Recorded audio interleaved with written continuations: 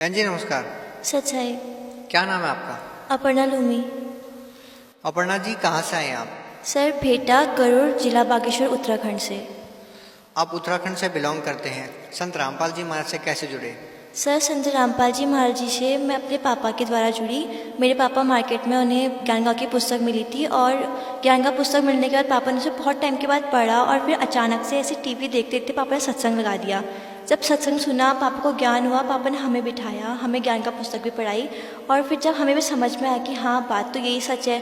आज तक हमने चीज़ों को देखा नहीं, बस लोग कहते थे कि हाँ तुम गीता पढ़ो, तुम गीता में तो ये लिखा है, गीता में कृष्ण ने हमें गीता बताई है, बस लोग यही कहा करते थे, हम भी यही माना करते थे। पर जब सद्गुरु रामपाल जी महाराज जी का सत्संग सुना, उसे समझा तो पता चला कि गीता तो कृष्ण ने बोली नहीं, वो तो काल ने बोली कृष्ण के अंदर आकर के। तब हमने भी सोचा कि सच में वेद में, गीता में, कुरान में, बाइबल में और गुरु ग्रंथ साहिब में जो प्रमाण है उसके अनुसार जिन देवताओं की हम भक्ति कर रहे हैं वो असल में देवता नहीं है, असल में परमात्मा जो है वो कबीर साहिब है। तो फिर जब आपने संत रामपाल जी महाराज से नाम दीक्षा ली तो आपको क्या लाभ मिले?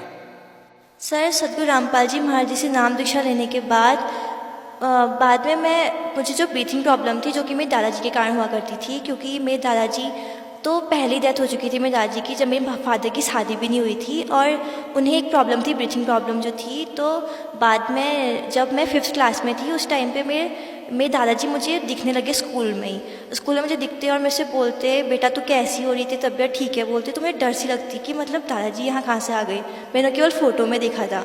तो उसके बाद अचानक से वो मेरे पास आके मेरा गला दबा देते थे और उनके गला दबाने से मेरी सांस रुक जाती थी, जिससे मेरी आंखें पलट जाती थी और मैं बेहोश हो जाती थी।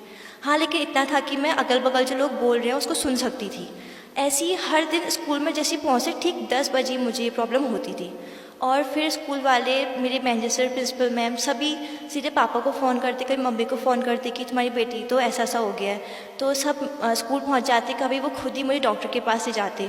तो वहाँ मुझे ग्लूकोज जब चढ़ाने लगते डॉक्टर्स, तो सीधे मतलब ग्लूकोज चढ़ाने में मुझे ज़्यादा प्रॉब्लम होती थी। उसके बाद मुझे जब पापा दिल्ली लेके गए थे, वहाँ मैं चेकअप हुआ, उधर उन्होंने साफ बोला था कि जो आपकी बेटी है इसको जो प्रॉब्लम है, इस प्रॉब्लम वाले बच्चे आज तक कभी ज़िंदा नहीं रहे तो ये भी ज़िंदा नहीं रहेगी, आप इससे कोई भी उम्मीद मत रखना। फिर गांव वालों ने कहा, अरे मेरे पापा से बोला कि जो तुम भक्ति कर रहे हो इससे तुम्हें लाभ नहीं, इससे तुम्हें लाभ तभी होगा जब तुम अपने घर में जो दोष है उनको सही करोगे, इसलिए तुम पूज गौच कराओ। तो गांव में बहुत थे, उनके पास ही लेके गए तो उन्होंने कहा कि पापा से कि तुम्हारे पापा आ गए हैं और वो बोल रहे हैं कि जैसे वो शास्त्री थे, तो उन्होंने कहा था कि मुझे तुम जलाना मत, अग्नि मत देना, और उनने एक ऐसे गड्ढा घर के नीचे ही खना था, कहा था कि मुझे इसमें घसीट के जाना, उसमें कहना डाल देना, मैं बस तुम्हारे घर की रक्षा करूँगा। तो वो आ गए और बोल रहे हैं कि मेरे लिए समाधि बनाओ और चांदी का मेरी मूर्ति बना के उसको स्थापना करो। पापा ने कहा ठीक है, पापा ने वो भी किया, पर कुछ दिन तो लाभ हुआ, उसके बाद फिर वो लाभ बंद हो गया। तो हमारे वहीं एक मुस्लिम है, उनसे भी ताबीज़ पहनी, उनने भी कुछ पानी वगैरह पिलाया, उससे 2 दिन लाभ हुआ, फिर वो भी बंद। वहीं दूसरी तरफ मेरे पापा बहुत ज़्यादा शराब पीते थे और घर में आके हमेशा डांटते रहते थे मम्मी को भी। हमसे उतना तो नहीं बोलते थे लेकिन मम्मी को बहुत डांटा करते थे, खाना खाने भी नहीं देते थे। साथ में भाई को भी आर्थराइटिस की प्रॉब्लम थी और वो स्कूल पहुँचता, घर में भी उसके अचानक हाथ पैरों में दर्द स्टार्ट होता, उसके बिल्कुल पैर चिपक जाते थे, सांस भी नहीं ले पाता था। उसके लिए कितने प्रॉब्लम्स, मतलब हर डॉक्टर के पास गए होंगे, सब ने कह दिया बाहर दिखाओ बाहर दिखाओ, यहाँ कोई उसका इलाज नहीं हुआ। फिर जब हल्द्वानी लेके गए, वहाँ प्रकाश पंत डॉक्टर हैं, उन्होंने बताया कि इसको तो आर्थराइटिस की प्रॉब्लम है। उसको हर 21 डेज़ के बाद इंजेक्शन लगते थे और अचानक से इंजेक्शन आने में बंद हो गए थे। पर डे उसको 2 टाइप की डोज खानी होती थी। और जब उसके बाद जब पापा को ज्ञान का पुस्तक मिली, हमने सत्संग देखा, परमात्मा का ज्ञान समझा। पापा हरिद्वार जा रहे थे, लेकिन अचानक पापा का दिमाग बदला, पापा ने कहा हरिद्वार नहीं, हरियाणा जाके आता हूँ। पापा हरियाणा गए, बरवाला सद्गुरु रामपाल जी महाराज जी की शरण में गए। पापा ने वहाँ से नाम दीक्षा ली और पापा ने वहाँ ये सोच के नहीं गए थे कि मेरे बच्चे सही हो जाएंगे, यहाँ से कुछ लाभ होता होगा। पापा बस ये सोच के गए थे कि यहाँ तो आध्यात्मिक ज्ञान मिलता है, मैं ज्ञान प्राप्त करता हूँ। ज्ञान प्राप्त किया और उसी दिन से आज 5 दिसंबर 2016 हो चुका है, आज तक हम कोई प्रॉब्लम आज तक दोबारा कभी भी नहीं हुई है। मेरे घर में कभी एक दवाई की गोली तक नहीं आई है किसी के लिए भी। बहन जी, आपको इतने सारे कष्ट थे, जैसे आप बीमार थे, आपके भैया भी बीमार थे, आपके पिताजी बहुत सारी ड्रिंक करते थे, आप लोगों के घर पे दुखों का पहाड़ था। उसके बाद आपने संत रामपाल जी महाराज से नाम दीक्षा ली और आप स्वस्थ हो गए। वहीं दूसरी ओर संत रामपाल जी महाराज पर आरोप लगते हैं और वो आज जेल में हैं। कैसा लगता है, क्या कहना चाहेंगे आप? सर, ये बहुत शर्मनाक बात है कि संत रामपाल जी महाराज जैसे गुरु को, तत्वदर्शी संत को जेल में डाला गया है, जिन्होंने हर अपने भक्त के सभी कष्टों का निवारण किया है। जो ऐसी ऐसी बीमारियां जो कि डॉक्टर्स जिस पे हाथ छोड़ दे, बोल दे कि भाई इसको तो मरना ही है, और उसको तक अगर ठीक कर सकते हैं। और मेरी दादी थी, वो मतलब जस्ट गाड़ी में ऐसे बैठती थी, वो वॉमिटिंग स्टार्ट कर देती थी, और उत्तराखंड से हरियाणा जाने तक उनको एक बार भी वॉमिटिंग्स नहीं हुई, वरना हल्द्वानी जाने तक भी उनको ब्लड की और वॉमिटिंग्स होती थी। मतलब संत रामपाल जी महाराज की कृपा ऐसी है कि मेरी 99 ईयर्स की एक दादी थी और दूसरी दादी में 95 अबव थी। उन दोनों की ही प्रॉब्लम्स परमात्मा ने बिल्कुल सही कर दी। सतगुरु रामपाल जी महाराज जी की ऐसी दया है। तो क्या ऐसा कोई संत जो ये सब चीज़ों को दूर कर सकता है, वो कोई गलत काम कर सकता है, जिसने गीता वेद के सभी के अनुसार बिल्कुल सही भक्ति बताई है? अगर किसी को विश्वास ना हो तो खोल के देख सकता है कि सतगुरु रामपाल जी महाराज बिल्कुल भी गलत नहीं बोलते, बिल्कुल प्रमाण के साथ आपको बताते हैं सत्संग में। तो अगर वो गलत है तो वो आके बोल सकता है कि वो गलत यहाँ पे बता रहे हैं, लेकिन अगर वो गलत बोल ही नहीं रहे हैं, इसलिए कोई आ भी नहीं रहा है कि ये गलत है ऐसा कहने के लिए। तो जो बिल्कुल सच बता रहे हैं, बिल्कुल झूठी बात नहीं बोल रहे हैं, सभी भक्तों पर अपनी बिल्कुल दया कर रहे हैं, तो वो ऐसा संत क्या कभी भी कुछ गलत काम कर सकता है? तो इनको जेल में डालना बिल्कुल ही गलत है। उन्होंने कुछ भी ऐसा गलत नहीं किया है कि उनको जेल में डालना चाहिए। लेकिन जो लोग, क्योंकि संत रामपाल जी महाराज जी की शरण में आने से सभी लोग जो शास्त्र विरुद्ध भक्ति है उसको बंद कर रहे हैं, और इसलिए जो ये गांव के पुरोहित हैं, जो अन्य गुरु लोग हैं, ये सोच रहे हैं कि हमारी रोजी रोटी बंद हो रही है, इसीलिए वो चाहते हैं कि ये संत जेल में चल जाएगा तो जो इसके श्रद्धालु हैं वो हमारे पास आ जाएंगे, और जो अन्य लोग हैं वो इससे नहीं जुड़ पाएंगे। इसीलिए वो उनके ऊपर गलत दोष लगा करके उनको जेल में डालने की कोशिश कर रहे हैं। आप उन लोगों को क्या संदेश देना चाहेंगे जो ये कहते हैं कि भक्ति करने की कोई समय सीमा होती है? बच्चे क्या भक्ति करेंगे? भक्ति करने की एज होती है प्रौढ़ अवस्था। आप उन लोगों को क्या संदेश देना चाहेंगी? वो समझते हैं कि बच्चे क्या समझेंगे कि शास्त्रों में क्या लिखा है, क्या गीता जी में लिखा है। आखिर बच्चे कैसे निर्णय कर सकते हैं कि शास्त्रों में क्या लिखा है? संत रामपाल जी महाराज शास्त्रों के अनुसार भक्ति बता रहे हैं या नहीं बता रहे, ये इस उम्र के बच्चे कैसे डिसाइड कर सकते हैं? आप उन लोगों को क्या कहना चाहेंगी? सर, उन लोगों को जो ये सोच रहे हैं कि भक्ति करने की कोई एज लिमिट होती है, कि बचपन में भक्ति नहीं करते हैं या बुढ़ापा होएगा तभी हम भक्ति करेंगे, अभी तो हमारे काम करने के दिन है या पैसे कमाने के दिन है, उनसे मैं ये कहना चाहूँगी कि ऐसा कुछ नहीं होता है। जब हमें परमात्मा की शरण चाहिए, हमें मोक्ष प्राप्ति चाहिए, तो हमें सभी के सभी शास्त्रों के आधार पे भक्ति करनी ही होगी। जो भी शास्त्रों में लिखा है हमें समझना ही होगा।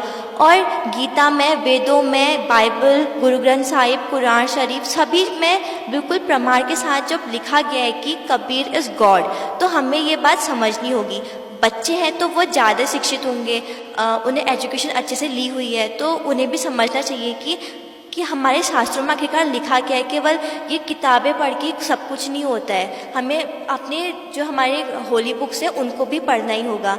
और फिर एज लिमिट की बात आती है तो ऐसा है कि कोई भी इंसान है, कभी भी उसकी डेथ हो सकती है, क्योंकि काल का चक्र ऐसा है कि वो बच्चा पैदा होते हुए भी मर सकता है, बच्चा जवान होकर मर सकता है और बुढ़ापे में भी मरता है। आज किसी की एज लिमिट फिक्स नहीं होती कि उसके 100 ईयर्स पूरे होंगे तभी उसकी डेथ होगी। दूसरी तरफ लोग ये क्यों भूल जाते हैं कि मीरा ने, ध्रुव ने और प्रहलाद ने बचपन से ही भक्ति स्टार्ट करी थी। उनको मोक्ष भी तो इसीलिए मिला क्योंकि उन्हें बचपन से अपनी भक्ति कंप्लीट कर ली। अपनी एज आने तक परमात्मा उनको अपने साथ अपने सतलोक में लेके गए, उनका मोक्ष हुआ।